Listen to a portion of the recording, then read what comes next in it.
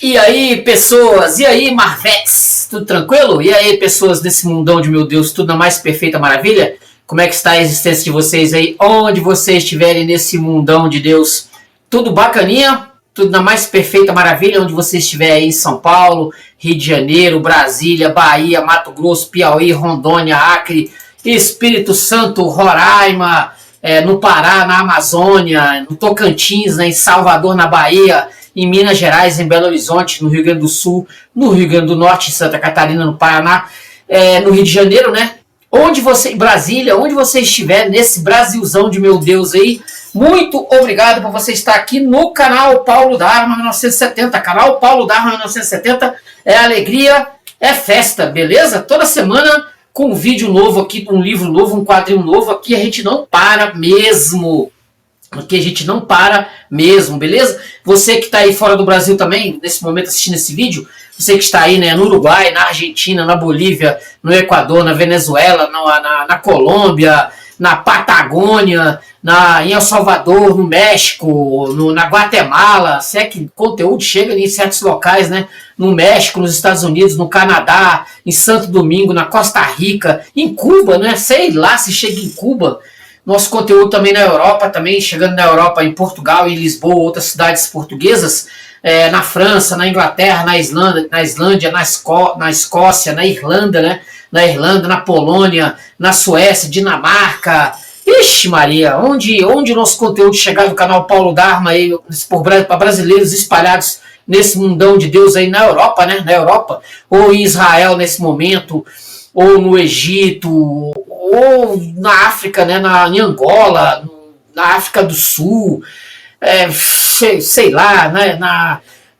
Tantos locais aí nesse mundão, na Rússia, na Oceania, na Nova Zelândia, na Austrália, no Japão, na Coreia do Sul, onde o nosso conteúdo chegar aqui do canal Paulo Dharma 1970, sabemos que o brasileiro tem espalhado aí nesse mundão de meu Deus, e sabemos também que na internet a gente chega onde nem nunca imaginamos chegar, né, o nosso conteúdo aqui na internet, beleza? Tranquilo? Agradecendo a você, onde você estiver nesse mundão de Deus, agradecendo a você, agradecendo a Deus, né, sempre, Deus nosso Senhor e Salvador Jesus Cristo, que é o caminho, a verdade e a vida, ninguém vai a Deus se não for por Jesus Cristo, que Jesus Cristo abençoe a mim, e abençoe a sua família, abençoe a minha família, abençoe a sua família, onde você estiver nesse mundão de Deus, e que te dê paz e prosperidade na medida do possível, na vontade infinita de Deus, né? Que Deus sempre esteja conosco, nos proteja, né? Na medida do possível, naquilo que é da vontade de Deus sempre. Jesus que é o caminho, a verdade e a vida. Tranquilo, beleza?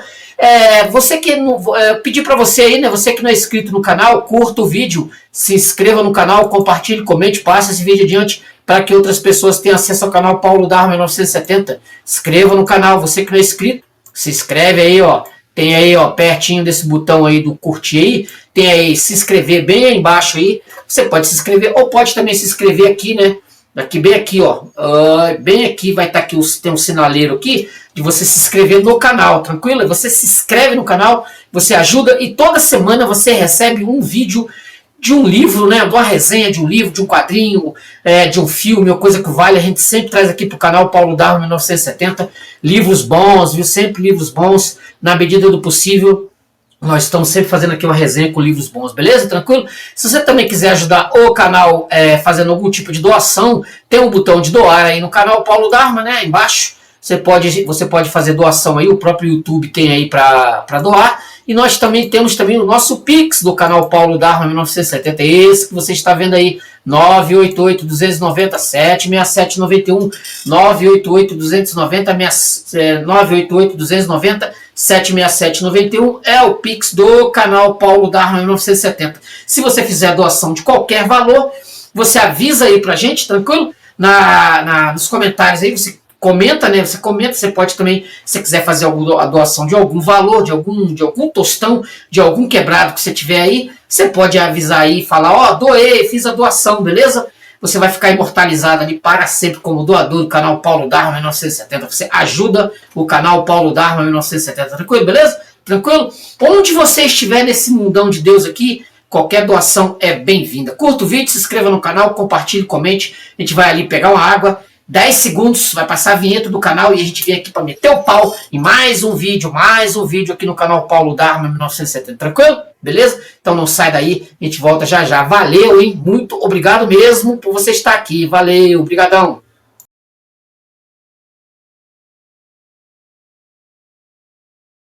E aí, beleza? Tranquilaço? Deixa eu ver aqui, né? Tomar aqui uma água aqui pra gente começar mais um vídeo do canal Paulo Dharma 1970, tranquilo? Beleza? Deixa eu pegar aqui a água aqui pra gente começar. Deixa eu pegar minha água aqui pra gente adoçar a garganta aqui e resfriar um pouco a garganta. Beleza. Seguinte, eu sou leitor de muitos costados, né? De muito tempo de quadrinho, livro, etc. E pelo menos desde 1979, eu sou leitor regular da Marvel, né? A gente vai e volta, os textos, as revistas nem sempre tão boas e tal, e eu tenho uma predileção maior, obviamente, pela literatura, e nem sempre estou aqui, nem sempre estou lendo a Marvel, mas pelo menos desde 1979, com esta edição aqui do Capitão América série pela Abril, que essa que eu tenho em mão aqui no plástico, ó, guardadinha, Capitão América número 1 de 1979, eu sou um leitor regular da Marvel e já peguei a Marvel da RGE, já peguei a Marvel da Abril, etc, Homem-Aranha, Capitão América, Hulk, Heróis da TV, etc. Eu leio todas essas edições, eu li de cabo a rabo, tenho algumas ainda guardadas ainda nos meus armários ainda. E por que eu estou falando isso? Porque há muito tempo eu venho pensando em trazer um review aqui da Marvel, né? Principalmente das primeiras histórias, dos primeiros personagens, mas eu nunca achei, eu nunca consegui conciliar o texto, né, com o quadrinho, que é que realmente me importa aqui, trazer o texto, né? Eu, inclusive, tenho esses materiais aqui, ó, guardados aqui, ó, eu tenho em DVD, as edições, por exemplo, do Quarteto Fantástico, tá vendo aqui, ó, em DVD, deixa eu ver aqui, deve ter aqui pelo menos umas 250 revistas aqui, os clássicos do Fantastic Four aqui, que eu tenho, tá vendo? Eu tenho em DVD o Avengers, ó, os Vingadores, praticamente completo, sempre que eu quero pegar, não dá para trazer aqui pro vídeo, porque a Marvel não pega esses 40 anos aqui, não libera, não dá para você mexer propriamente dito aqui, mas quando eu tô com vontade de dar uma revisada nos quadrinhos, ó, o Amazing Spider-Man, tá vendo? Ó? Amazing Spider-Man, completo aqui também, todas as edições Steve Ditko, John Romita, tenho aqui tudo. Quando eu tô assim querendo dar uma olhada no quadrinho propriamente dito, eu venho aqui, olha aqui no computador, olha aqui, o Hulk, ó, tá vendo? Hulk, são as edições, a coleção completa, tá, gente? Aqui 40 anos de Marvel aqui, eu tenho aqui nos meus DVDs, e o Capitão América, tá vendo? E o Capitão América também, 40 anos de revistas que eu tenho aqui nesses meus CD-ROMs, né? Não é DVD, CD-ROM, que ainda roda, ainda dá pra, ainda você coloca na sua caixinha ali, e ela roda, e eu tenho acesso ao material, inclusive tem algumas coisas do próprio Quarteto Fantástico que eu não li, que é dos anos 70, que não foram publicadas pela Marvel, não pelas editoras brasileiras, e eu tenho uma vontade de ainda sentar uma hora para ler este material. Então eu tenho isso, eu tenho esses quadrinhos, e vira e mexe eu estou mexendo, e eu pensei primeiramente em trazer a Marvel aqui com esse material que eu tenho aqui nas minhas caixinhas. Mas isso era uma tarefa difícil, porque trazer a Marvel aqui por meio disso aqui não dá para fazer, eu teria que montar aqui um negócio aqui, não dá. Mas eu consegui, por esses dias, eu consegui este material aqui, o Marvel Origins, a década de 60. Marvel Origins, a década de 60. Esta edição aqui, que traz justamente os primeiros, a origem de cada personagem conhecido, né? Nós vamos ter aqui o Capitão América, não de 1941, mas de 1964, da história dos Vingadores, o Hulk, vamos ter o Homem-Aranha, o Homem de Ferro, vamos ter o Ant-Man, né, o Homem-Formiga, vamos ter o Demolidor, o X-Men também, aqui neste material aqui, Origens, década de 60. E, inclusive, também, eu tenho este Quarteto Fantástico aqui com as primeiras histórias, que isso aqui eu vou trazer para um vídeo só, Quarteto Fantástico, coleção clássica Marvel, as primeiras histórias do Quarteto Fantástico eu ainda vou trazer, provavelmente depois desse vídeo aqui, eu vou fazer um vídeo sobre essa edição aqui do Quarteto Fantástico, as primeiras histórias, inclusive aqui também tem a origem essa edição aqui, né? Essa edição aqui que eu quero trazer pelo menos para o próximo vídeo. Vamos ver se vai ser possível. Eu tenho também na questão das origens também o próprio Thor também, né? Com as primeiras histórias também do Thor, que eu também quero futuramente trazer aqui para o canal. Aqui tem a história da origem, né? A história da origem. E futuramente também eu estou aqui para trazer, porque eu já estou lendo essas histórias aqui do Doutor Estranho, do Steve Ditko, né, com relação a ele enfrentando o Dorman. Acho que é Dorman, né, o nome do Dorman. Que aqui tem a história da origem, uma terra sem nome, um tempo sem fim, o Mordo, né, o Barão Mordo, e o nosso queridíssimo, deixa eu ver se eu tenho o nome dele aqui, que é o ser que está por trás de tudo, que sempre é o grande inimigo. É o grande inimigo do Doutor Estranho, que vou trazer aqui também para cá, que é justamente o Dormammu. É o Dormammu, que é esse personagem que tem aqui nessa história do Doutor Estranho. Mas isso eu vou trazer futuramente. Eu estou começando a ler essas histórias. Aqui não tem a origem, tá? Aqui não tem propriamente a origem. E estranhamente também não tem a origem do Doutor Estranho nesta edição Origens aqui. Mas tem do Homem-Formiga, com 2 histórias. É o Homem-Formiga, que eu acho estranhíssimo. O Homem-Formiga, inclusive, foi pouco publicado no Brasil, né? Inclusive essas primeiras histórias aqui. É o Fantastic Four 1, Tales to Astonish 27, Incredible Hulk 1, Amazing Fantasy 15, que é a do Homem-Aranha, clássica, publicada e republicada várias vezes no Brasil. Tales of Suspense 39, Tales to Astonish 44, X-Men 1, Avengers 1, Avengers 4, com a origem com a recontagem, a nova aparição do Capitão América e a Daredevil número 1. Né? Eu tinha umas curiosidades sobre essas histórias, sobre essas revistas, que eu coloquei aqui. Né? O Quarteto Fantástico foi publicado em novembro de 1961. Ela foi publicada em novembro de 61, que tem a origem, você vai ver aqui, né? Quando aparece pela primeira vez o Quarteto Fantástico, em novembro de 1961. Depois eu quero ler a abertura deste livro aqui, que eu já li, que eu li uma vez, mas eu quero reler para trazer aqui para o canal uma hora, né? Marvel Comics, A História Secreta, do Cian Lowe. Eu quero só pegar aqui a introdução do livro, que conta esse renascimento da Marvel em 1961. Tá? Tem aqui, que é bem interessante essa história, esse prólogo, né? Bem interessante essa história, que eu quero trazer aqui para o canal, né? Esse Marvel Comics aqui, bem interessante. No princípio, a Marvel criou o Bullpen e o estilo, e o Bullpen era sem forma e vazio, e havia trevas sobre a face dos artistas. E o espírito da Marvel se movia sobre a face dos roteiristas. E disse a Marvel, haja o Quarteto Fantástico, e houve o Quarteto Fantástico. E viu a Marvel o Quarteto Fantástico e que era bom. Mas o que eu quero colocar é que houve uma diferença de tempo aí entre a publicação do Quarteto Fantástico e o próprio número 2 do Quarteto Fantástico e o Tales to Astonish, que é de janeiro de 62. Quer dizer, nós temos o Quarteto Fantástico e depois, antes do número 2 do Quarteto Fantástico, vai sair esse Tales to Astonish, que é a história do nosso queridíssimo Ant-Man, né, do Homem-Formiga.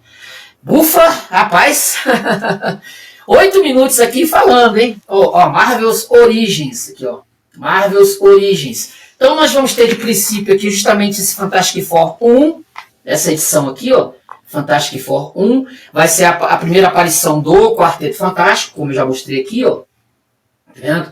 Como ele surge pela primeira vez, como eu falei, em novembro de 1961, vamos ter o Dr. Reed Richards, o Ben Green, a Susan Storm e o Johnny Storm. Vamos ver aqui que o nosso queridíssimo Stan Lee, ele falou exatamente sobre esse prenúncio, né? esse início, né?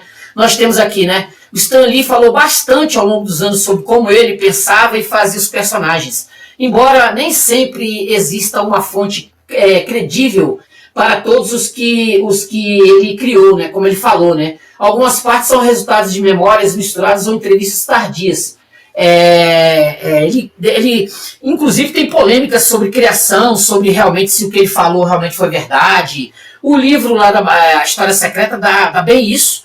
a própria criação dos personagens pelo Jack Kirby ou Steve Ditko, que são co-criadores dos personagens, né?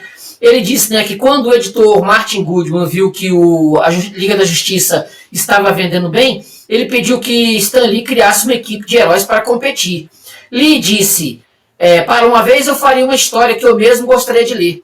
E os personagens seriam pessoas de verdade, de carne e osso, com falhas frágeis. Heróis com falhas que brigam, que têm medos, que não são perfeitos. Sobre os membros, ele queria fazer diferente dos clichês que existiam. Por exemplo, a mulher invisível, Invisible Girl, não ser só uma donzela que precisava ser salva. Isso aí como se diz, né? É a versão do Stan Lee, sobre o Quarteto Fantástico. Entendeu? É a versão do Stan Lee sobre a criação do Quarteto Fantástico, como o grupo surgiu, como ele apareceu pela primeira vez. Eu não quero nem me dar muito aqui sobre o Quarteto Fantástico, porque eu quero fazer um vídeo só sobre as primeiras histórias do Quarteto Fantástico. Então eu quero pular logo para a próxima revista, que é justamente ele vai enfrentar aqui o Topeira, etc, mas eu não vou me deter muito no Quarteto Fantástico não, porque eu quero trazer um vídeo só sobre o Quarteto Fantástico. Tales to Astonish 27, né? Aqui, ó. Essa edição aqui, o Homem no Formigueiro aqui, ó. Essa edição aqui, que ela vem em janeiro de 1962. Deixa eu só pegar por curiosidade aqui o Quarteto Fantástico, para eu ver aqui quando foi que apareceu o número 2 do Quarteto Fantástico. Porque isso não é muito falado, né, gente? Isso não é muito falado. Deixa eu ver só quando foi que apareceu. Ela aparece, o número 2, também em janeiro, no dia 2 de janeiro. Ela aparece no dia 2 de janeiro. Então ela vem junto, ela pode dizer que ela sai junto com esse Tales to Astonish, esse aqui do número 27. Do número 27, que é a origem do Homem-Formiga. Mas essa origem do Homem-Formiga aqui, ela ainda carrega bastante aqueles tipos de quadrinho que se fazia da própria Marvel dos anos 50 para o comecinho dos anos 60. Que é essas edições, né? Tales to Astonish, Amazing Fantasy, Tales to Astonish, todas essas edições que saíam nos anos 50 e eram desenhadas pelo Jack Kirby e pelo Steve Ditko, entendeu? Então você vai ter aqui a origem, né? Ele é uma espécie de cientista que é mal compreendido, o Henry Pym, ele é mal compreendido pela galeria de cientistas. Ele disse que vai fazer, que ele tem um segredo, né, que ele vai fazer, que ele consegue reduzir as coisas, ele consegue fazer a redução das coisas, ele tem esse soro, uma espécie de soro, em que ele borrifa as coisas, e num rompante ele acaba borrifando ele mesmo, e só que ele perde o controle sobre isso, porque o soro que faz ele crescer ficou na janela. E ele acaba ficando pequeno, como aquele filme, né? O Incrível Homem que Encolheu. Então ele não sabe bem como lidar com isso nesse primeiro momento aqui. E ele vira mesmo. Provavelmente isso aqui foi o Incrível Homem que Encolheu, né? O Stan Lee pensou exatamente nesse tipo de história. Ele cai num formigueiro. Ele cai lá no formigueiro, e nesse formigueiro ele cai num negócio de mel. Olha aqui, ó. Ele cai num negócio de mel, ele fica meio sem saber o que fazer, as formigas começam a aparecer, ele perde o controle, ele briga com as formigas, tá vendo? Ele não sabe muito bem o que fazer, mas tem uma formiga que ajuda ele, que salva ele, e aí ele consegue voltar para casa, a formiga o ajuda, né? A formiga o ajuda, ele volta para casa, e vai lá no soro, volta ao normal, e aí ele pega tanto o soro do crescimento quanto de ficar diminuto, destrói e diz para os cientistas que ele não tem mais o... Ele fala aqui para os cientistas aqui. Então as experiências deram errado? Sim, vocês estavam certos. Só perdi tempo com minhas ideias escalafobéticas. De agora em diante, só projetos práticos. E assim se encerra nosso conto. Mas fica uma pequena observação. Henry Pym jamais volta a pisar conscientemente em um formigueiro, pois sabe que em algum lugar, sob seus pés, está um pequeno inseto, uma formiga a quem ele deve a vida. Quer dizer, nada aqui, né? Nada aqui leva a crer que ele apareceria depois como um super-herói, né? Isso vai ter conotações lá na frente, bem lá na frente. Deixa eu ver aqui que o Stan Lee ele fala exatamente dessa ideia do Homem-Formiga, né? Do Homem-Formiga. Deixa eu ver o que ele fala. Ele diz que o Ant-Man, quando perguntado sobre o Ant-Man, o Homem-Formiga lhe dizia que ele surgiu da mesma forma que muitos dos seus personagens. O que posso fazer que seja diferente? Ele pensou num herói pequeno, minúsculo, e escolheu a Formiga como base. Ele também comentou que era difícil os quadrinhos mostrar visualmente o quão pequeno ele era em comparação ao ambiente, algo que o filme fielmente, né, permite fazer. Como eu falei, tem a própria história do filme, que ele, o incrível homem que encolheu, que ele vai justamente, né, colocar esse ser, né, esse homem, esse ser poderoso, ele vai diminuir, etc. Provavelmente ele copiou isso do Homem que Encolheu. A próxima revista que nós temos aqui é lançada em maio de 1900 deixa eu ver aqui só a data certinha. Ela foi lançada em maio de 1962, né? O Incrível Hulk aqui, ó. Essa edição aqui, ó. O Incrível Hulk, ela foi lançada em maio de 1962, tá? Você vai estar vendo aqui a capa, que é justamente, ele vai atrás, né, daquela ideia do Dr. Jekyll e o Mr. Hyde, justamente, mas aí inclusive ele vai falar sobre isso, né? Aqui, ó. Ele vai falar sobre isso, que quando ele vai falar sobre as origens, né, dos personagens, como ele pensou exatamente em trazer a ideia do do Frankenstein, ele junta o próprio Frankenstein e junta também a história do Robert Louis Stevenson, né, que é o Mr. Jack e Mr. Hyde, só que ele vai trazer aquela questão da Guerra Fria que estava bem em voga, né, bem forte naquele momento. Ele vai trazer exatamente essa problemática das armas que depois ele vai usar no Homem de Ferro, né, a própria origem do personagem. Ele vai ser atingido por raios gama, né, na bomba, que ele está fazendo um teste no deserto, e aí ele é bombardeado por raios gama, fica dias ali completamente em choque, até que uma hora ele volta, tá vendo? Tá lá o Rick Jones, né? E quando chega a noite, olha que interessante, quando chega a noite é a hora que ele se transforma e ele aparece cinza pela primeira vez, né? Ele vai aparecer cinza. Ele é uma espécie de Frankenstein. Esse início aqui, ele é uma espécie de Frankenstein. Ele é auxiliado por esse Rick Jones, tá vendo? Ele é auxiliado pelo Rick Jones, com uma força extraordinária, mas ainda não é o Hulk que depois veio com o tempo. Ele ainda está sendo desenvolvido, o personagem, tá vendo? Ele vai voltar depois verde, né? Mais pra frente. Acho que no segundo número ele já volta verde. Aqui. Ele é uma espécie de Frankenstein nesse início aqui. Tá vendo? Ele ainda fala, ele tem um linguajar ainda bem, eu tenho que ir para casa, preciso pegar a fórmula, tá vendo? Ele tá bem de início, bem construído aqui, aqui, ó, tá vendo? Ele vai, ó, tá vendo? Só que ele vai pirando um pouco de início, tá vendo? Ele vai, ó, tá vendo? Ele ainda é forte, mas não é o Hulk que vai aparecer depois nas histórias. Aí ele volta ao normal, tá vendo? Ele volta a ser o Dr. Banner, o Dr. Robert Bruce Banner, tá vendo? Ele volta. E aí o exército está procurando o Hulk. As pessoas ainda não sabem que ele é o Hulk. Tá vendo? As pessoas ainda não sabem. Aí ele é apaixonado pela filha do General Ross, né? O Dr. Banner, a menina que é apaixonada por ele. Tá vendo? Ele é bem, né? Ele é bem tímido por ser cientista, aquela coisa toda, meio nerd. Ele é apaixonado por ela também por ele.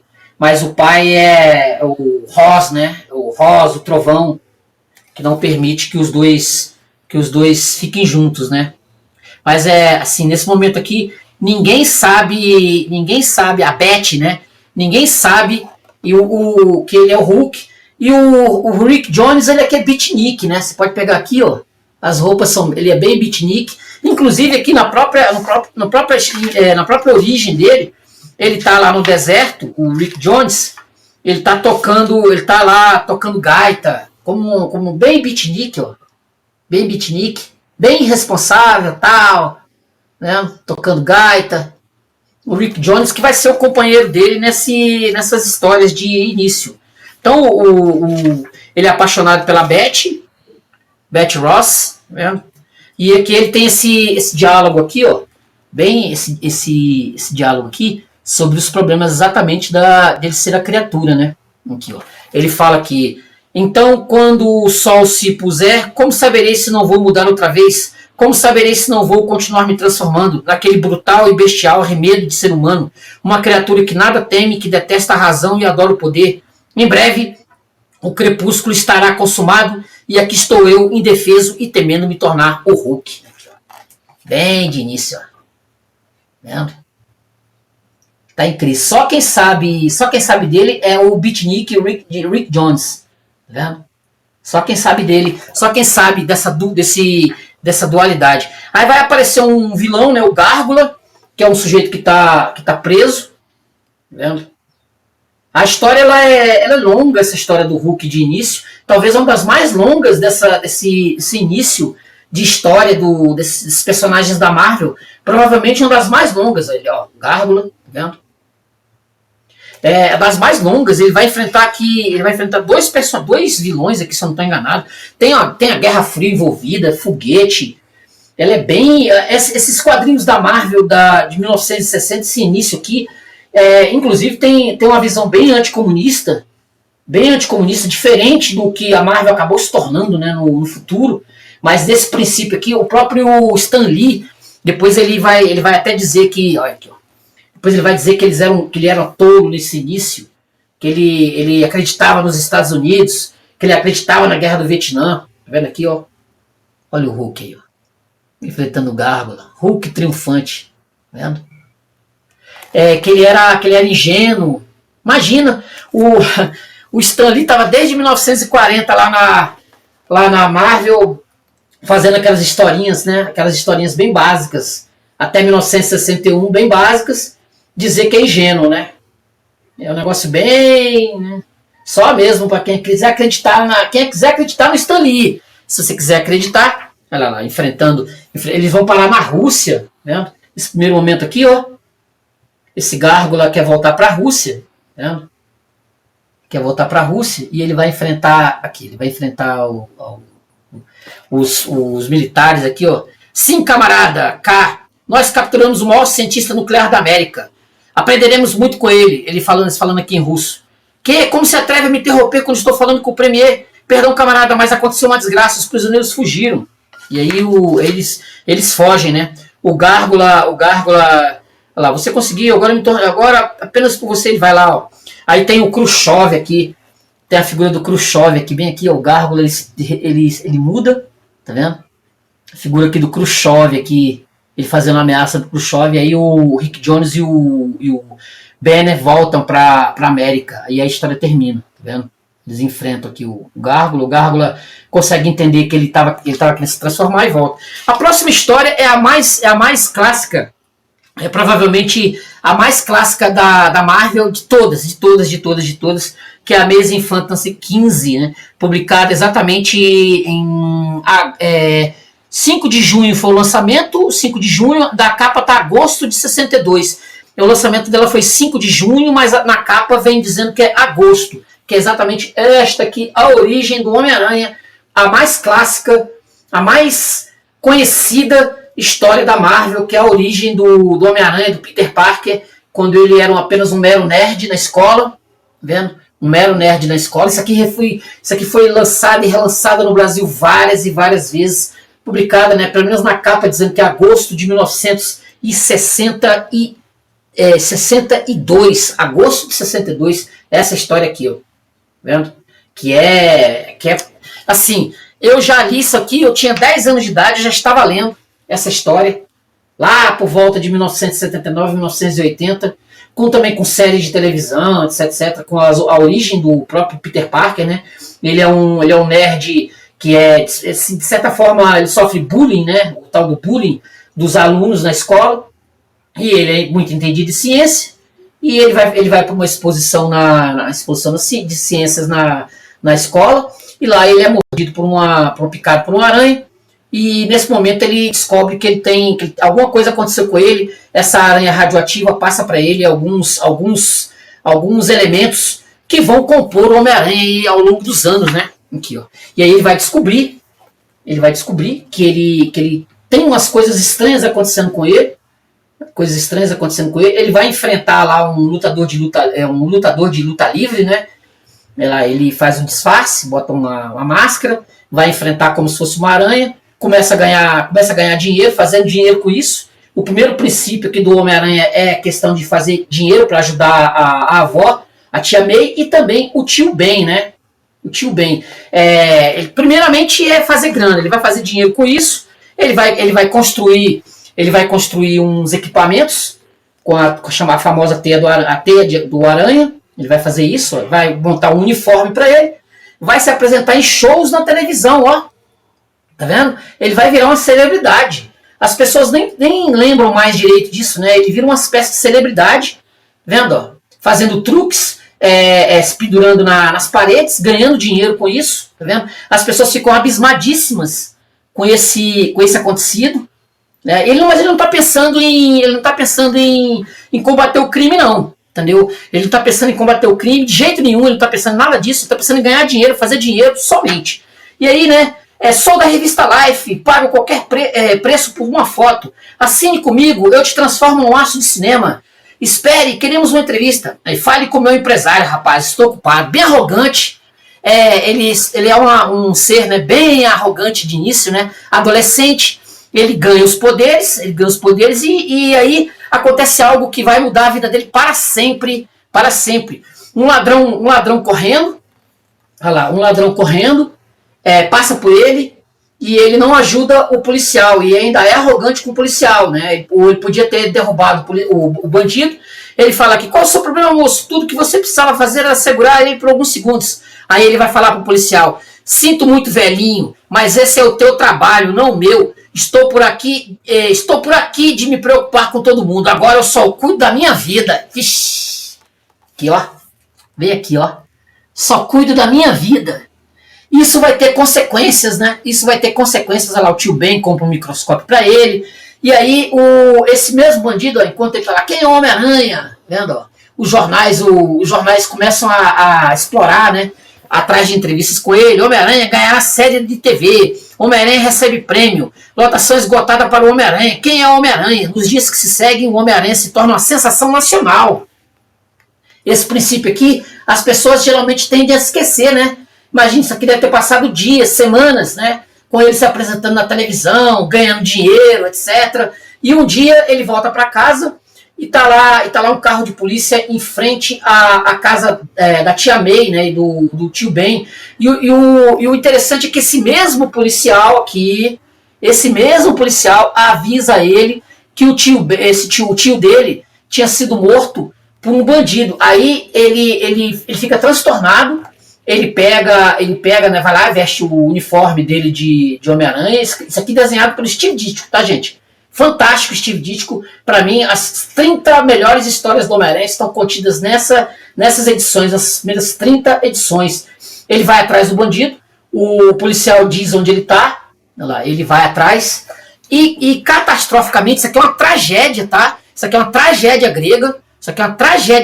O Stan Lee, sabe-se lá se foi ele mesmo, né? Mas ele criou uma tragédia grega, que isso aqui vai reverberar para sempre.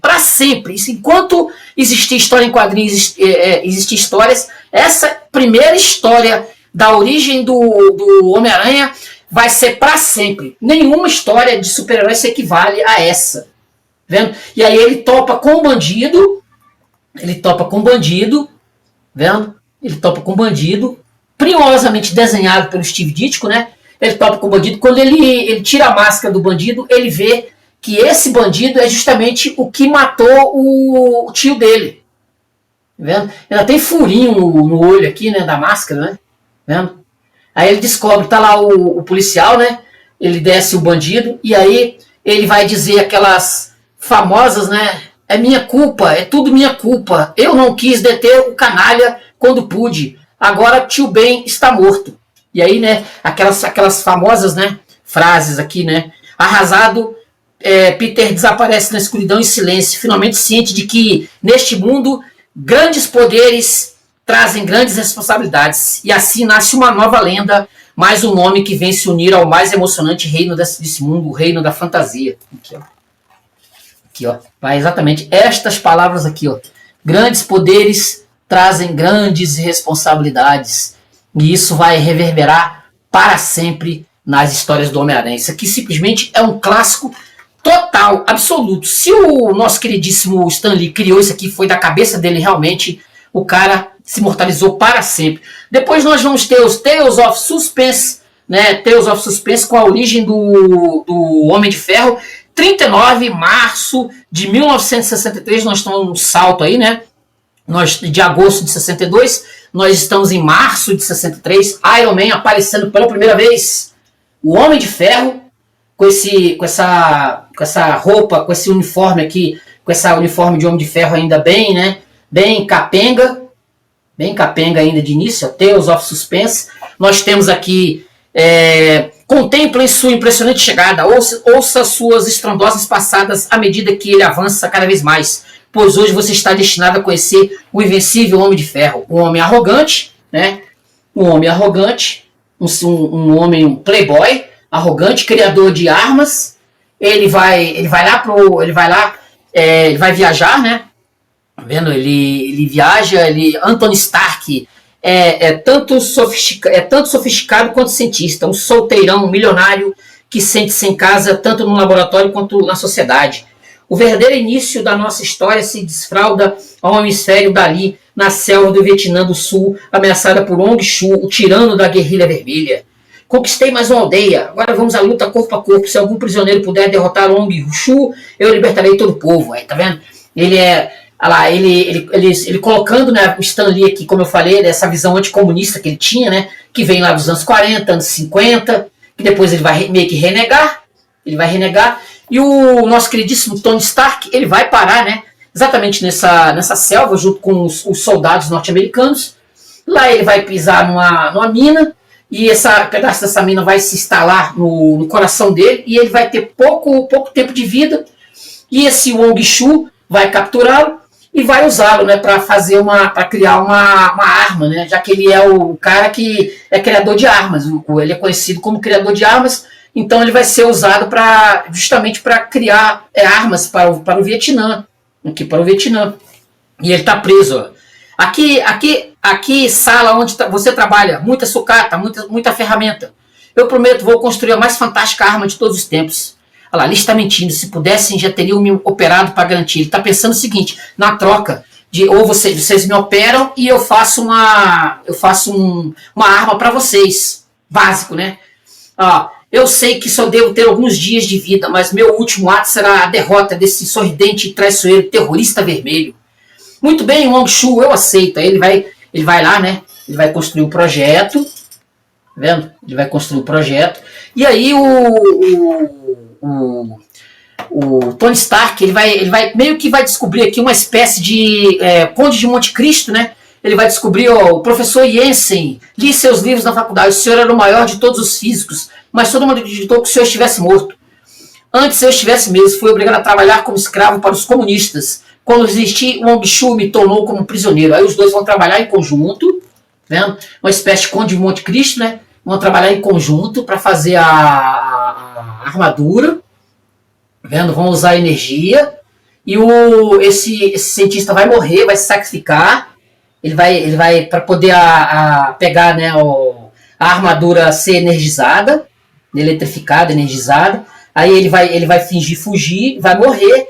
E aí vai dar tempo para que o Tony Stark consiga andar com a armadura de ferro. Ó, vendo? Aí vai ser esse princípio aqui. Ó, ele vai conseguir andar um pouco ainda, vai estar aprendendo a andar com a arma, com a armadura. Tá vendo? E aí ele vai, ó, tá vendo? Ele vai ver que morreu, ele vai poder voar, né? Vai fazer uns negócios ainda. E aí ele vai enfrentar e é o cientista, né, o Yeltsin. Aí ele vai enfrentar o Hongshu, tá vendo? Aí ele vai pegar o Hongshu e vai derrotá-lo. Né? Com essa armadura aqui dava para ganhar a guerra do Vietnã, hein? Tá vendo?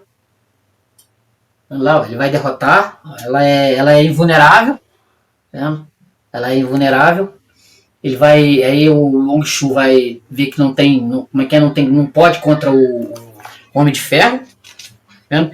Atenção, meus guerreiros, eu ofereço 10 mil para quem destruir o Homem de Ferro. É fácil demais criar interferência elétrica para reduzir tudo que ele fala à estática. Tá vendo? Aí ele vai mudar as palavras. Tá? E aí uma bomba vai destruir vai destruir o Hongshu e todo mundo que tá lá, tá vendo? E aí o Tony Stark, né? Termina a história com o Tony Stark aqui. Pronto, libertei os prisioneiros e os comunas fugiram em pânico, tudo acabado. Descanse em paz, professor Yeltsin, o senhor que... Jensen, né? Jensen, o senhor que sacrificou a vida para salvar a minha foi vingado. Quanto ao Homem de Ferro, o colosso metálico que outrora foi Anthony Stark, o que o destino lhe reserva, só Deus sabe e apenas... Então somente o tempo há de fornecer as respostas aqui, ó. Aí futuramente nós vamos ter mais histórias do Homem de Ferro, né? Futuramente. Aí vamos pro Tales to Astonish, número 44, Tales to Astonish, que de junho de 1963. Aí incrível. O que nós tivemos com o Homem-Formiga naquela história que eu mostrei há pouco, aqui ele já é super-herói. Não tem nada a ver, praticamente aqui, com a história que foi feita lá atrás, né? Nós vamos ter aqui o Jack Kirby fazendo a arte, argumento Stan Lee, roteiro do H.E. Huntley, que é justamente essa história aqui, ó. Entendeu? Que ele vai conhecer a Vespa. Ela também é uma história anticomunista, também, aquelas tipo de coisa. Tá vendo? Ele vai enfrentar uma criatura do espaço, mas ela não tem nada a ver. O mesmo personagem é o Hank Pym, o cientista, mas ela não tem nada a ver com aquilo que foi lá para trás. É como se fosse esqueceram da história, né? Esqueceram da história. Ele aqui é um cientista, ele já tem um contato aqui com as formigas, tal. Eu não sei dizer se houve outras histórias, se teve outras histórias depois daquela, tá? Mas assim, como foi pegada aqui nas origens aquela história e essa aqui, duas histórias do Homem-Formiga, aí eu fico na dúvida se por um acaso eles deram esse salto, né? Da Tales to Astonish 27, que é de janeiro de 62, para essa aqui, né? Para essa aqui, número 44, de junho de 63, que é de janeiro de 62 para junho de 63. Eu não sei dizer se houve outras histórias depois dessa, porque senão o Stan Lee aqui, e é uma história bem clichê, né? Aqui não tem a genialidade aqui do Stan Lee, ele é bem clichê. Ele é casado com uma mulher chamada Maria, que é né, lá do outro lado do muro de Berlim. Eles fazem uma viagem, né? Eles estão aqui, ó. Devo estar sempre sozinho, é meu destino. Se ao menos Maria estivesse aqui ao meu lado, juntos poderíamos, mas Maria se foi.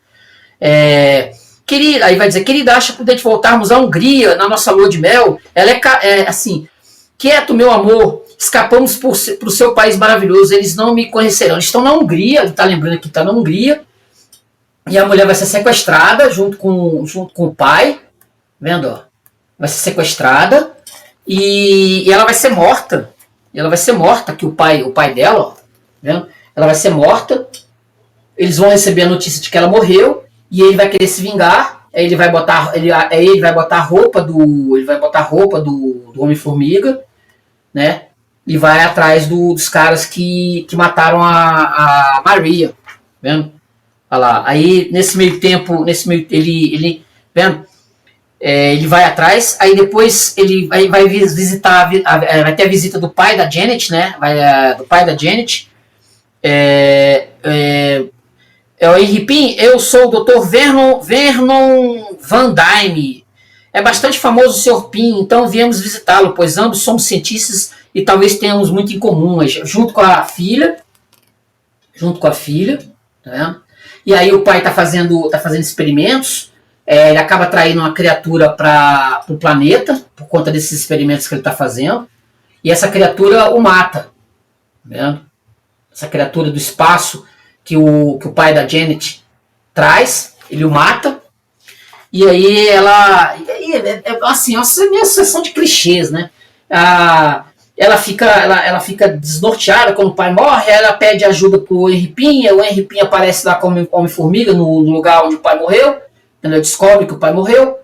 Aí o Henry Pinha, as formigas falam, né? As formigas contam que essa criatura do espaço ela tem umas características de formiga também, uns odores de formiga. Aí ele desenvolve uma espécie de soro, ele convida a Janet para ser a Vespa. Aí ele faz ela, né? Ela quer se vingar da criatura. Aí ela se transforma na Vespa, né? Ela se transforma na Vespa. E aí eles saem para combater a criatura que está em Nova York, destruindo Nova York, etc. Aí eles saem os dois. E ele tem uma espécie de líquido lá, uma espécie como se fosse uma espécie de pólvora que é feita de formiga ou coisa que valha. E aí eles conseguem, o exército tenta de todas as formas liquidar a criatura, não conseguem, né? Aí o Henry Pym chega lá, ele bombardeia essa criatura, vendo? Eles levam lá uma espécie de arma, as formigas carregam a arma, aí ele coloca lá o produto lá na arma, atira com a arma bem, né? Bem atira, e aí a criatura morre. E aí surge exatamente os dois, né? Os dois formam um casal, mas ele não quer nada meio com ela nesse princípio, diz que ela é criança. Diz que é criança e não quer nada. Eles vão aparecer ainda numa terceira história, que eles vão aparecer depois nos Vingadores, que eu vou mostrar aqui. Eles vão ter ainda, vai ter jaqueta amarela, vai ter um monte de coisa ainda, desse Henry Pym ainda pela frente. Eles vão ser sempre histórias nos Vingadores. E aí nós chegamos nos X-Men, né? A primeira história dos X-Men, da origem, vendo? Da origem, quando eles vão enfrentar o Magneto. Os X-Men foram publicados pela primeira vez em setembro de 1963. O Tales Astonish 44 foi de junho de 63. O X-Men 1, setembro de 1963. Estamos chegando quase no final das criações, né? Desse primeiro momento de criações das origens dos personagens da Marvel. Esse início aqui, né? Quando surgem os X-Men. Tá vendo aí? Quando eles surgem pela primeira vez, os X-Men. Vendo? Bem conhecido também essa história. Que depois vai ter os novos X-Men nos anos 70. Mas esse aqui é o primeiro momento, né? Nós vamos ter aqui o Cíclope, Homem de Gelo, o Anjo, o Fera, e vai aparecer a garota, né? A garota mutante, a garota que vai surgir, que é a Jean Grey. Ela vai aparecer, vendo? Vai aparecer aqui, ó, Jean Grey. Eles são garotos, né? São garotos. A escola para superdotados, alunos superdotados do professor Charles Xavier, que é um telepata, né? Que é um super telepata. Vendo? Ela é bonita, vai aparecer nesse momento aqui, ó.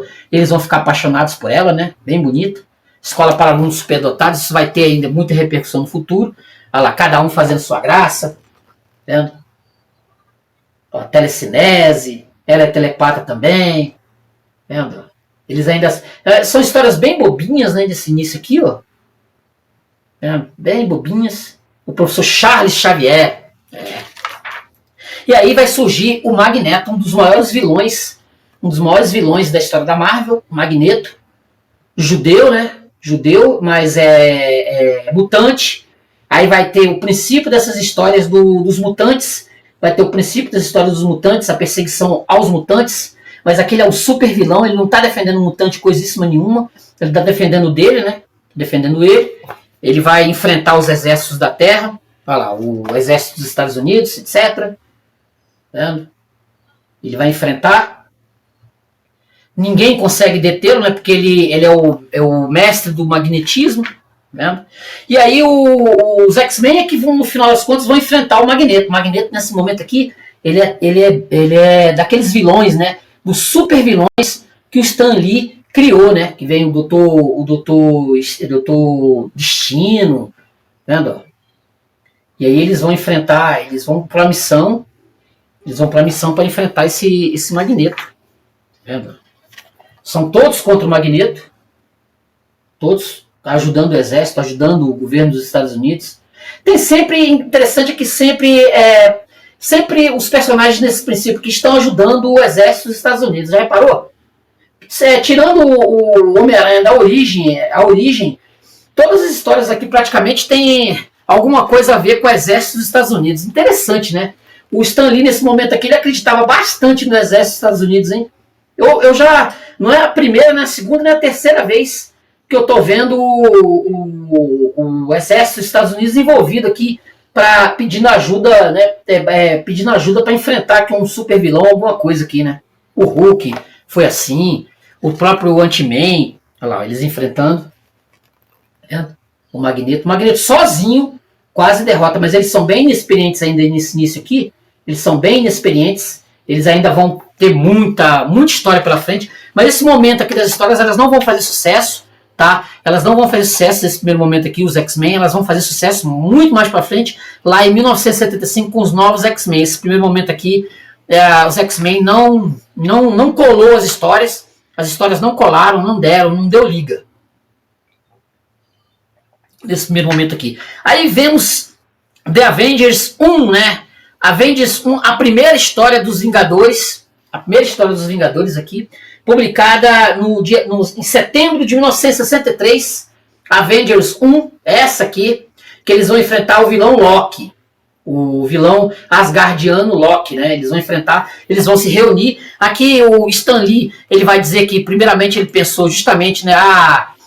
O Lee e o Kirby criaram os Vingadores reunindo vários heróis que já existiam, né? O Homem de Ferro, o Thor, o Hulk, o Homem-Formiga, a Vespa, numa equipe para enfrentar ameaças muito grandes, né? Nesse princípio aqui, eles vão fazer como uma espécie de Liga da Justiça. A ideia de time de heróis já existia em outras editoras, como a DC, né? Mas Lee queria uma equipe onde os heróis tivessem personalidades distintas, falhas, conflitos internos, não serem todos heróis perfeitos e sem problemas, como eu li as primeiras histórias da Liga da Justiça lá, nossa, você pegar a Liga da Justiça de cara, de princípio, é um negócio complicadíssimo, né? Complicadíssimo, porque os heróis ali são perfeitíssimos, Super-Homem, atira no Batman, né? São perfeitos. Aqui não, aqui a gente já tem, aqui você já tá com a ideia de reunir esses super-heróis, o Hulk, né, de princípio. O Loki vai usar o Hulk para atacar, né? Para atacar, ele vai ter o Thor, ele vai usar o Hulk, e aí ele vai convencer, né, o Hulk de que realmente a raça humana não vale nada, né, aquela coisa toda. E aí os personagens, eles vão se reunir, o Thor, nós vamos ter aqui o Homem de Ferro, vendo? A Vespa e o Homem-Formiga, vendo? De início aqui, vendo o Rick Jones aqui, ó. O Rick Jones, vendo? E aí eles vão enfrentar, de primeira eles vão enfrentar o Hulk, por conta do Loki. Olha lá, o Quarteto Fantástico também está envolvido, vendo? Mas isso aqui é algo que não era o Hulk, era uma imagem que o Loki criou, né? E o Hulk estava muito distante, né? O Hulk estava em outro lugar, trabalhando num circo, acredite num negócio desse? Ela estava trabalhando num circo, e aí eles vão atrás do Hulk, ó. Okay, trabalhando num circo, e aí eles vão atrás do Hulk. Vendo? Ó, a Vespa e o Homem-Formiga aqui, que eu já falei 200 mil vezes, né, do Homem-Formiga. Vendo? E aí eles vão reunir com o Hulk. Olha lá, eles vão enfrentar o Hulk, a Vespa e o Homem-Formiga. Vão enfrentar o Hulk. Bem nesse princípio aqui, ó. Vendo? Eles vão enfrentar o Hulk. E aí vão convencer o Hulk. Olha, cada um deles cada um dos super-heróis ainda não reunidos, eles vão enfrentar o Hulk. Da mesma coisas do Loki. Vendo? Que eles estão sendo enganados pelo Loki, mas eles vão descobrir que o Loki é que está por trás de tudo. Que o Thor, vendo? Que o Loki é que está por trás de tudo. Olha lá. Vendo? E aí eles vão reunir, inclusive, com o próprio Hulk também. Eles vão enfrentar o Loki, eles vão se reunir como grupo. Olha o Thor enfrentando aí, ó. Vendo? Eles vão se reunir como grupo para poder enfrentar o nosso queridíssimo Loki. Aí o Hulk, que é o Homem de Ferro enfrentando o Hulk aí, ó. Vocês reparem que o Hulk nesse momento aqui já é verde, tá, gente? Só para não perder a piada. Ele não é mais cinza. Vendo? Não é mais cinza. Ele tá enfrentando o Homem de Ferro aqui, bem de princípio. Aí eles vão descobrir que é o Loki. Aí o Hulk vai ver que tinha sido usado. Vendo lá o Loki. Eles vão se reunir e vão vencer o Loki. Olha lá. Vão vencer o Loki. E aí eles resolvem formar um grupo. Olha lá, eles vão formar um grupo. Eles vão até aqui dizendo aqui, né? Loki não conseguiu permanecer radioativo por muitos minutos, mas logo abrirei o tanque e o levarei para onde não deveria ter saído, que é o Thor, né? Espere, antes de nos separarmos, eu e a Vespa temos algo a dizer. Cada um de nós tem um poder diferente. Se juntarmos nossas forças, seremos quase invencíveis. Formar uma equipe, por que não? Eu topo, o Homem de Ferro falando. Podemos fazer o bem para muitos. O Hulk fala, estou cansado de ser perseguido e caçado. Prefiro estar com vocês do que contra. Então, gostem ou não, vou me juntar ao... Ei, como o grupo vai se chamar? É verdade, precisamos de um nome. Aí tem que ser algo ou imponente, dramático, tipo Vingadores, ou nada. Ou o nome é esse, os Vingadores. Quem dá o nome é justamente o Homem-Formiga e a Vespa, de primeira. Eles eram importantes nesse início aqui, hein? Lutaremos juntos ou separados se for necessário, o Homem de Ferro fala. Coitado de quem se meter com a gente. Nunca seremos derrotados, pois somos os Vingadores. Aqui, ó, bem nesse início aqui, ó. Vendo? Vendo? O Hulk ainda falava como gente aqui, né? Mas isso vai se perdendo com o tempo. Vai se perder bastante com o tempo. Esse tipo de... O Hulk vai virando cada vez mais, né? E aqui nós vamos ter, né, o Avengers 4 de março de 1964. História clássica. É a quarta história da revista dos Vingadores, né? A Vingadores número 4. Deixa eu só pegar aqui que o Stan Lee falou exatamente disso. Deixa eu ver se ele falou aqui uma coisa, né? O Capitão América foi, por exemplo, foi criado originalmente por Joe Simon e Jack Kirby na época da Time Ally Comics, em 1940. Antes de Lee se tornar a figura central da Marvel, Stan Lee posteriormente trouxe o personagem de volta na era moderna dos quadrinhos. Ele vai trazer exatamente esse personagem na história, nessa história aqui, ó, que é o clássico, né? Que é o clássico justamente do Capitão América voltando desde 1900. Ele teve histórias, tá? Nos anos 50. O Capitão América ele não desapareceu dos anos 40, dos anos 50. Ele sempre esteve. Mas aí, para dar uma miguelada, o Stan Lee disse que o Capitão América... O pessoal acabou criando aquela ideia de que o Capitão América... Ele saiu em 1944, ele acabou lutando lá contra os nazistas e sumindo, né? Ele sumiu nas águas lá de gelo, lá da Antártida, etc. Sei lá. Ele se tornou um bloco de gelo e ficou vagando uns 20 anos, né? Uns 20 anos e ficou em animação suspensa por 20 anos. E não envelheceu nesse tempo. Ele não envelhece nesse tempo. E aí nós vamos ter aqui de princípio o Namor, em uma história anterior, número 3, enfrentando os Vingadores. O Namor que era um vilãozão, né, daqueles. Ele tá andando lá pela Groenlândia, ele encontra lá um ser que está na estátua de gelo.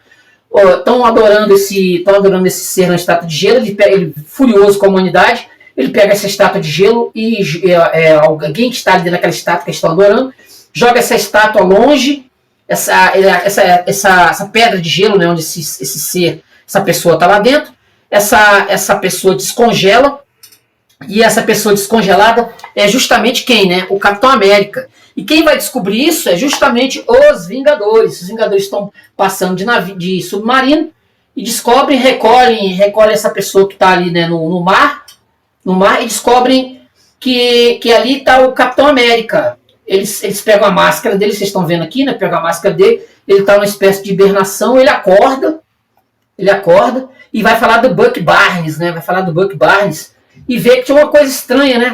Ele logo percebe que tem uma coisa estranha. Onde estou? Como cheguei aqui? Quem é você? E o Homem de Ferro ia perguntar exatamente isso. Quem sou eu? Por um breve instante quase esqueci de mim, mas tive sorte de esquecer tudo para sempre. Esquecer que sou o homem que o mundo um dia chamou de Capitão América. Aqui, ó. Tá vendo? E ele acorda depois de 20 anos, né? De 20 anos, que estava hibernando. Aí surge o novo Capitão América. Ele vai mostrar para eles que ele realmente não perdeu nada, né? Tá vendo? Ele vai lutar contra todos os... Ele vai fazer uma espécie de teste, né? Contra todos os Vingadores. O Hulk não está mais aqui. O Hulk já pediu o boné, já foi embora. Ele não durou 2 ou 3 edições, se eu não estou enganado. Tá vendo? Aí ele vai lembrar, né? Aí ele vai lembrar da história de como aconteceu lá em 44, vendo? Quando o Buck Barnes ele vai pegar o avião, né? Aqui, ó, eles estão enfrentando aqui, eles vão atrás, né, do sujeito que está roubando o avião, né? E o Buck Barnes vai pegar o avião e pula no avião e o Steve, ele também está nesse avião, só que ele pula, cai na água, o avião explode e ele entra exatamente em hibernação e o Buck Barnes morre, vendo? E tem uma figura ali que futuramente vai ser revelado, né, quem era, né? Vendo? E aí ele cai no oceano, né? Eu já não me importava mais se viveria ou morreria. Caí violentamente no mar e afundei como uma pedra, com o rosto de Buck em minha mente, e essa é a última coisa de que me lembro. Aí ele vai passar esse tempo em hibernação, tá vendo? Olha lá. E aí, como eu falei, ele volta, ele redescoberto pelos Vingadores. Essa é a origem, é a recontagem da origem. O Capitão América passa, né? Ele vai andar, vai ter o prédio das Nações Unidas. Ele vai ver que passou-se 20 anos, né? Ele está fora do tempo dele lá dos anos 40. Passou-se 20 anos, muitas coisas aconteceram depois desses 20 anos. Olha lá, ó. Ele vê o Rick Jones, e pensa que é o Buck voltando, né? Muita coisa aconteceu de 1944 para 1963. Lá. Vendo? Aí ele pede pro Rick Jones, o velho Rick Jones do Hulk, né? Se tornar o Buck Barnes, o companheiro dele de... Vendo? Como se fosse uma espécie de Buck. Vendo? Uma espécie de Buck. É lá. E aí ele vai desbaratar umas quadrilhas, etc. Vendo? E o Rick Jones ajuda ele. Vingadores 4, gente. Vingadores 4. Clássico, tá? Clássico. Publicado e republicado várias vezes. Vendo? Aí ele vai encontrar um ser do espaço aqui, ó. Olha lá. Um ser do espaço. Imagine o que aconteceu, o seguinte, aquelas estátuas dos Vingadores são mais do que aparentam. Você transformou o grupo em pedra. O grupo foi transformado em pedra aqui, ó. Justamente nesse início aqui, ó. Quando os Vingadores simplesmente, né? Vendo? Eles são transformados em pedra. Aqui, ó. Só que o Capitão América não se dá conta disso. Ele está tão embevecido lá nas coisas dele lá, de 1944. E ó, aí vai descobrir que tem um cara com uma espécie de máquina fotográfica, uma coisa assim, que vai tirar foto e vai transformar os Vingadores em pedra. E ele vai enfrentar esses alienígenas. Né? Ele vai enfrentar esses alienígenas, os alienígenas vão revelar o que foi que aconteceu. Né? E nós vamos ter novamente, né, aí a figura do Namor. Né? Para poder colocar novamente os Vingadores na lida de novo, né? Aí eles vão atrás de novo do Namor, né? O Namor, o inimigaço, né? Super inimigo. Os Vingadores enfrentam novamente o Namor, né? Olha lá. Destruirei um por vez, todos os Vingadores. Será mais prazeroso dessa maneira. O Namor aqui era completamente enlouquecido, né? Completamente enlouquecido. A batalha imensa dos Vingadores contra o Namor, contra o exército do Namor. Né? Histórias muito boas, viu? Essas histórias que eu falo, algumas dessas histórias enfrentando o Namor. Algumas dessas histórias, eu falo, algumas histórias são muito bem escritas, já outras são bem clichês, né? Bem clichês. Aí a nave que tá lá, o alienígena, está voltando para o espaço, o mar recuou, aí ele continua intacto. Vendo? O Namor para variar foge, né? E os alienígenas vão embora. Ele, falando do Capitão América, seja bem-vindo aos Vingadores. Ele é o cara mais gente fina que eu já conheci e sei que ele me quer como parceiro. Mas e quanto ao Hulk? Com certeza ele voltará um dia e quando descobrir que o Capitão América tomou seu lugar, será que alguém conseguirá detê-lo? Aqui, ó, o Hulk. O Rick Jones, né? Vendo? A Vespa. Entendeu? E aí o último personagem, que é de abril de 1964, que a gente fecha esse primeiro momento aqui, pelo menos dessa edição aqui, né? Que ainda temos aqui ainda o Thor, e ainda temos o Doutor Estranho, que a gente não falou aqui. O Strange Tales 110 é de julho de 1963, e o Journey into Mystery de agosto de 62. O Thor era para estar aqui dentro aqui, mas como eles falaram que eles iam publicar uma edição tanto do Doutor Estranho quanto do Thor, que eu tenho aqui, eles não tem aqui, mas uma foi publicada em julho de 63 e outra em agosto de 62. O Thor, ele tá nas primeiras ali, né? Ele tá nas primeiras revistas ali logo do ano de 62. Depois da do Quarteto Fantástico, ele tá ali no meio da de 62. Nós vamos ter aqui em abril de 64 o último, que é o Demolidor, o Daredevil. Aqui, ó. Com origem clássica também. Origem clássica. Origem do Demolidor. Tá vendo? Essa aqui. Que é o último personagem. Pode ser que é o último personagem dessa era clássica. Desse momento clássico aqui. Nós vamos ter aqui o pai do Matt Murdock, que é um lutador. Ela foi desenhada pelo Hollywood. Essa história ela foi criada, o Hollywood criou junto com o Stan Lee, né? O Hollywood. Aí temos um momento aqui, primeiramente aparece o Demolidor com essa roupa amarela dele. Ele enfrenta aqui os bandidos. Vendo? Enfrenta os bandidos. Nós não sabemos nada sobre ele desse princípio aqui. Você tem que pensar em 1964, esquecer tudo que foi feito, né, depois. Tá vendo? Ele enfrenta aqui os bandidos. Tá vendo? Enfrenta os bandidos. Aí vamos ter um momento lá para trás com o Matt Murdock criança, com o pai, né? Olha lá, com o pai querendo que ele estude, que ele não se torne um vagabundo, um mero lutador de boxe, etc. Ele diz pro menino que o menino ele é viúvo, ele diz pro menino que o menino tem que estudar, tem que ler, tem que estudar, para ele não ser um Murdock, né, na vida, né? Mas aí o menino ele tem os garotos do lugar lá onde ele mora, acho que a cozinha do inferno, onde ele mora. Os garotos provocam ele, chamam ele de Demolidor porque ele é fracote, né? Porque ele é fracote, ele briga com os livros. E acaba também escondido aprendendo a lutar, né? Aprendendo a brigar, pega boxe, ele vai fazer exercício físico, vai se tornar um garoto forte, né? Se tornar um garoto forte. Ó. Ele vai também, ao mesmo tempo que ele vai estar estudando, vai estar pegando os livros e estudando. Ó. Como foram as coisas na escola enquanto eu tive fora, Matt? Tudo certo, filho? Acho que sim, pai. Se notas 10 soarem certo para o senhor, Matt, sei como tem sido difícil para você estudar, enquanto os outros garotos estavam por aí brincando e se divertindo. Mas vai chegar o dia em que você vai me agradecer, garoto. Você vai ser alguma coisa na vida, como tua mãe queria que fosse. E aí ele tá envolvido com aqueles caras, né? Que controlam o lugar, controlam o boxe e usam ele para ser como um Stallone, né? Para ir lá cobrar dívidas, né? Olha lá. Aí ele vai pedir, né, pros caras arrumarem umas lutas pra ele, porque ele tá sem luta, que ele já é meio velho, né? Aí os caras, claro, eu te descolo umas lutas. E você nem vai ter que jogar a toalha, só porque no fundo eu sou um bobo de coração mole. Aí ele vai assinar o contrato, todo feliz, né? Ele assina o contrato todo feliz, né? Aí ele chega em casa procurando o filho, aí o filho não está, o filho está na rua. Aí ele vê um velho atravessando a rua, e tem um caminhão desgovernado, com lixo tóxico, né? Com lixo tóxico, coisas que valem. Aí ele pula, ele é bem ágil, né? Super ágil. Ele pula na frente do velho e o carro atropela ele e esse produtos radioativos batem nele, batem no olho dele. E ele percebe, né? E o pai, né? Ele perde a vista, ele fica cego. Né?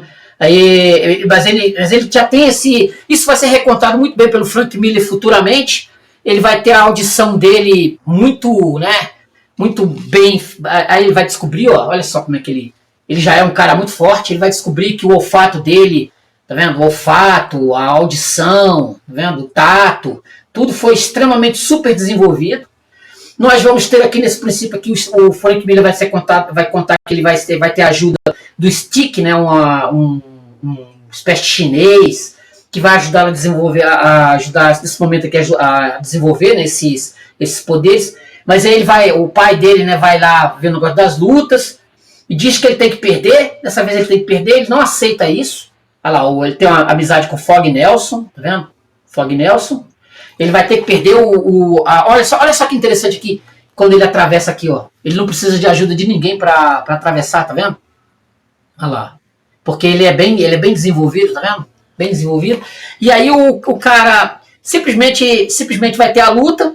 O cara diz que ele tem que perder a luta, o pai diz que o pai não aceita isso de jeito nenhum. Ele vai lá enfrentar o sujeito lá, o Matt Murdock vai assistir também, vai ouvir a luta, assistir daquele modus dele, né? E ele derrota o sujeito, todo mundo fica feliz. Olha lá. Só que quem não fica feliz é o dono da luta, que perdeu uma fortuna, e simplesmente o dono da luta mata o pai do Matt Murdock. Entendeu? Mata. Foi assassinado. E o Matt Murdock, né, recebe o diploma, o pai não tá lá, aquelas coisas todas, recebe o diploma. E ele, né, a Karen Page, olha lá, Karen Page, eles montam um escritório de advocacia, o Fog Nelson, que tem grana, né, montam um escritório de advocacia. E aqui, aí ele cria o uniforme, vendo? Cria o uniforme com o Daredevil, vendo? Olha lá, ó. Isso aqui, quando eu li isso aqui, quando eu era criança, isso fez pela Block, eu li isso na Block, isso ficou, essa origem me marcou por muitos anos, e por muitos anos eu não quis nem ler Frank Miller, por conta dessa história aqui que eu li quando eu era criança, pela Block. Eu tinha a revista Blockinho disso aqui. Isso aqui, tá vendo? E aí o Demolidor vai lá atrás dos caras que mataram o pai dele. Ele sabe quem é, né? Ele sabe quem é. Olha lá, ele cria todo um uniforme, ele tem uma bengala com os negócios. Aí ele vai enfrentar lá os caras, vai enfrentar os sujeitos nessa luta, vendo? Junto com o sujeito que matou o pai dele. Ele enfrenta os caras, derrota um por um. Vendo? Derrota um por um. Vendo? O sujeito lá que mandou matar o pai do Matt Murdock, ele vai acabar fugindo, né? O Matt Murdock vai enfrentar todos eles e vai, ó. Vendo? Olha lá, eles. Vendo? Ele é bem ágil. Olha lá, Karen Page, Fog Nelson, etc, etc. Olha lá, enfrentando os bandidos. E aqui ele vai derrotar, olha lá, ele vai, os caras vão conseguir dar uma nele, né? E vão fugir, mas ele consegue só pelo cheiro do charuto do sujeito, e só pelo cheiro do charuto do cara, ele consegue encontrar ele na multidão. Tá vendo? E ele vai atrás, olha lá, como demolidor, uma espécie de demônio, né? Ele vai atrás do cara, o cara entra no metrô para tentar escapar, e aí o sujeito acaba lá, ele vai enfrentar o sujeito, ó. O sujeito vai acabar tendo um ataque cardíaco, vai enfrentar o cara, e o cara vai morrer, né? O Matt Murdock não mata, o Demolidor não mata, né? E aí termina, aí ele enfrenta o sujeito lá, né? E o cara preso, ó, Demolidor. Né? Isso foi publicado também pela RGE, também, essa história também, mas a mais clássica para mim ainda está na minha mente, a da Bloquinho, entendeu? Olha lá, não me importo mesmo, nem um pouquinho. Pai, onde quer que esteja, espero que esteja descansando melhor agora. Não perca nem um minuto, mal podemos esperar para ouvir o que você acha do Demolidor. Mande suas cartas para o Demolidor. Aí tem o endereço aqui, etc. Olha aqui, ó, a Amazing Spider-Man. Essa capa aqui foi criada pelo Jack Kirby. Mas os caras falaram, não, essa aqui não dá não, vamos botar o Steve Ditko. É legal, né? A gente pegou aqui as origens dos principais personagens criados pelo Stan Lee, Jack Kirby, Steve Ditko, etc., Hollywood, etc. Eu quero, antes de terminar esse vídeo, eu quero fazer uma leitura desse início, né? Desse início dessas histórias, que é justamente da história secreta da Marvel, né? Essa que eu não quero deixar de passar justamente esse princípio aqui, né? Que está contado aqui na história secreta. Exatamente, eu não quero ir embora sem ler isso aqui, cara, que eu acho fantástico. Olha só, em 1961, Stanley Martin Lieber estava chegando aos 40. Assistia ao fim da indústria de quadrinhos, a qual havia dado sangue por mais de 2 décadas. Há pouco tempo foi obrigado a demitir seu departamento de arte e estava sozinho na divisão de quadrinhos da Magazine Management Company, nome pouco inspirado da editora de Martin Goodman. Fora contratado quando adolescente a $8 por semana. Já havia pensado em ser romancista, mas não investiu na carreira. Era improvável que fosse conseguir encaixar temáticas profundas nos gibis de monstros, namoro e western que ainda pingava dos restos da editora. Escondido lá na sua salinha, o ponto alto da carreira de Lieber foi escrever piadas bobas para livrinhos de humor descartáveis como Tiradas Tirânicas, Um Guia de Galhofas para o Bom Vivant ou Golfólicos Anônimos. Não queria usar seu nome real, por isso assinava Stan Lee. O destino interveio, assim diz a lenda, na forma de uma partida de golfe em que envolveu Martin Goodman e Jack Leibowitz, dono da editora rival DC Comics. Conta-se que Leibowitz falou para Goodman que a DC havia juntado seus personagens mais famosos, Superman, Batman, Mulher Maravilha, Lanterna Verde, numa única revista, Liga da Justiça da América. E de uma hora para outra tinham um sucesso de vendas. Goodman voltou a trote a firma como atribuição para Lee. Roube essa ideia e invente uma equipe de super-heróis. Mas Lee já havia passado por outras experiências de ressuscitar personagens. Foi para casa, conversou com a esposa Joanne e anunciou que ia pendurar chuteiras. Ela o convenceu a não desistir. Crie do jeito que você gostaria, ela insistiu. Coloque suas ideias no gibi. O pior que pode acontecer é o quê? Eles te demitirem? Tomou alguns dias de rascunhos, 1 milhão de anotações. Lee lembraria anos mais tarde. Depois de riscar e rascunhar mais 1 milhão, até que enfim cheguei a 4 personagens que achei que iam funcionar bem como equipe. Escrevi um esboço com a descrição básica dos novos personagens e uma trama levemente fora do convencional. Aí entreguei ao meu artista de maior confiança, o talentosíssimo Jack Kirby. Foi assim que Stan Lee lembrou a gênese do Quarteto Fantástico. Aqui, ó. Do Quarteto Fantástico. Esse aqui, ó. E, como ele recontou inúmeras vezes ao longo das décadas seguintes, a sua maneira jovial e incomparável. Jack Kirby, que se lançara ao estrelato nos anos 40 ao criar o icônico Capitão América a serviço de Goodman, contaria outra história. A Marvel estava literalmente no fundo do poço quando eu apareci. Estavam quase recolhendo os móveis, Kirby contou. Iam começar a mudança e Stan Lee estava lá sentado num canto chorando. Eu disse para segurarem tudo e me comprometi a produzir a revista que faria as vendas subirem e que ia mantê-los no mercado. Uma coisa é certa, em meados de 61, Lee e Kirby juntaram 25 páginas de história e arte, colaram um logo qualquer e milhares de exemplares do Quarteto Fantástico 1 foram distribuídos até assumir posição nas mesas e gôndolas giratórias das bancas de todo o país, enfiadas entre as últimas edições de Lili, a Garota Modelo, e Kid Coach Fora da Lei, Kid Coach Outlaw. Quarteto Fantástico não era bem um plágio da Liga da Justiça que Goodman havia solicitado. Na primeira edição, os protagonistas nem usam uniforme, mais estranho ainda, não param de brigar entre si. Nunca antes uma super equipe fora nuançada com personalidades tão distintas. Num floreio quase revolucionário, o Coisa, o Thing, fora concebido como um peso pesado, não necessariamente um mocinho, que a qualquer momento poderia sair destruindo tudo. Estava a quilômetros de distância da cidadezinha empedernida do Superman, do Lanterna Verde, mas os exemplares foram vendidos. E rápido, e as cartas de fãs começaram a chover na sede da Magazine Management. A revista havia provocado alguma coisa, um fervor que Lee já conhecia.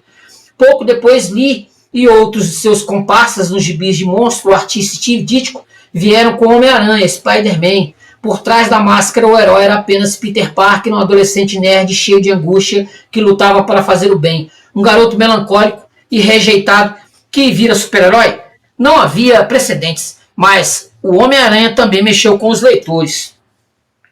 A Magazine Management logo botou na banca mais criações fora dos eixos, heróis moralmente ambíguos para crianças da Guerra Fria nos últimos momentos pré-Lyndon Johnson e pré-Beatles. Em questão de meses, eles introduziram um pesquisador que a radiação metamorfoseia em uma besta verde e violenta, um médico aleijado que vira Deus do Trovão, um armamentista com problemas cardíacos que constrói uma armadura de metal para enfrentar comunistas e um cirurgião mesquinho em fim de carreira que encontra sua verdadeira vocação no ocultismo. Heróis com pés de barro. Muitos eram marcados pela solidão e pelas dúvidas sobre o que faziam. Até os mais confiantes carregavam o fardo de saber que não se encaixavam nesse mundo. Lee e o pequeno grupo de artistas freelancer, todos de idade avançada, insistiram numa mídia ignorada ou ridicularizada por grande parte da sociedade. a seu modo, também estavam deslocados. O que faziam, porém, começou a atrair e fomentar uma comunidade de admiradores. Era uma irmandade que de início ficou fora do radar da mídia, sem mesmo um nome a ostentar. A linha de quadrinhos de Goodman, anteriormente mais conhecida por Tamelai Comics, era publicada sob dezenas de nomes de editoras quase anônimas, de Atlas a Zenith, que se viam apenas nas letrinhas miúdas dos dados legais. Por fim, no final de 62, Goodman e Lee combinaram que a linha revigorada levaria a marca Marvel Comics. Isso aqui, ó. Eu nem vou ler mais, mas é um negócio sensacional, gente. Esse texto desse livro vale muito a pena, tá? Eu ainda vou fazer uma resenha disso aqui. Ainda esse ano, se Deus quiser, eu ainda faço uma resenha deste livro aqui. Marvel Comics, a História Secreta, Cian Ho. Eu já li esse livro. Quero ler ele de novo, trazer ele aqui pro canal Paulo Darwin 1970, beleza? Mas tem muita coisa para trazer ainda. Vamos ver se nas próximas semanas, né, eu vou trazer o Quarteto Fantástico, essas histórias aqui. Quero trazer também o Thor, né? E futuramente também trazer o Doutor Estranho, que eu tô lendo, né? Talvez seja o primeiro disso aqui. Se eu tiver animado, vai ser o primeiro, Doutor Estranho, Uma Terra Sem Nome, Um Tempo Sem Lei, essas histórias, beleza? Então eu trouxe aqui as primeiras histórias da Marvel, beleza? As primeiras origens da Marvel, os primeiros personagens da Marvel, suas histórias principais.